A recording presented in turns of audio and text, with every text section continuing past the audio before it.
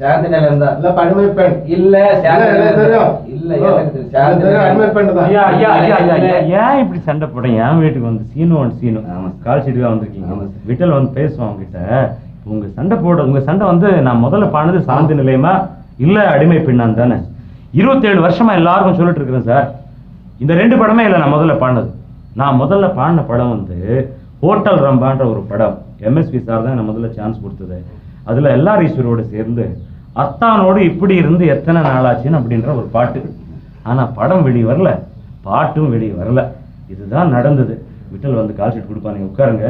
செலன் தீபாவளிக்கு TV interview நம்ம அங்கே போகலாம், வாங்க உட்காருங்க. Call sheet okay sir. Hotel ரம்பான்ற படத்துல நீங்க மொதல் பாடலை பாடினீங்க அப்படின்னு சொன்னீங்க. இப்போ அந்த பாடல் எங்க இருக்குன்னு சொல்லுங்க, இந்த ப்ரோக்ராம்ல போடலாமே சார். அப்போ ரெக்கார்ட் பண்ணது வந்து 1969. புரியுதா?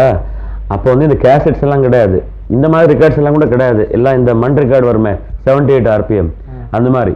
அது பாதியிலே படம் நின்று போனதுனால எந்த கிராமோஃபோன் கம்பெனியும் அந்த ரெக்கார்டு வெளிக்கொண்டு வரல.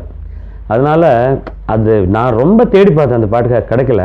சும்மா ஒரு லைன் பாடுறேன் அந்த பாட்டு. நான் அத்தானோடு இப்படி இருந்து எத்தனை நாளாச்சு, அட இத்தனை நாளா இந்த சுகமில்லை, நித்திரையும் வீணாச்சு. கொஞ்சம் ஜலதோஷம், தப்பா நினைக்காதீங்க. பாலு மாதிரி யாரோ வேஷம் போட்டுன்னு பாடுறாங்கன்னு நினைக்கிறாங்க. அப்புறம் வந்து இந்த முதல்ல இப்போ இதுக்கப்புறம் சாந்தனையில தான் ரெக்கார்ட் பண்ணது. ஆனால் எம்எஸ்வி சார்கிட்ட என்ன அறிமுகப்படுத்துறது வந்து காலம் சென்ற பரணி அப்படின்ற ஒரு பப்ளிசிட்டி ஆர்டிஸ்ட் இருந்தார். ஒரு படம் கூட டைரக்ட் பண்ணார். அவர் ரொம்ப நெருங்கிய ஃப்ரெண்ட். என்ன எங்கேயோ ஒரு காம்படிஷனில் பாடுறது கேட்டுட்டு, அப்போ தெலுங்குலலாம் பாடிட்டு வந்தேன் நான். தமிழில் பாடுறியா அப்படின்னு கேட்டார். எனக்கு தமிழ் சரியாக வராது சார் பேச அப்படின்னா, கற்றுக்கலாமே ஒன்றும் ப்ராப்ளம் இல்லைன்னு அவர் என்னை கொண்டு போய் சித்ராலயில் ஸ்ரீதர் சாரோட ரிஹர்சல்ஸ் நடந்துட்டு இருந்தது. அப்போ நெஞ்சிருக்கும் முறை சாங் ஏதோ ரிஹர்சல்ஸ் பண்ணிட்டுருந்தாங்க. அப்போ சார்கிட்ட விஸ்வநாதன் சார்கிட்ட என்னை கொண்டு போய் அறிமுகப்படுத்தினதுக்கப்புறம் அவர் ஏதாவது பாட்டு பாடினார்.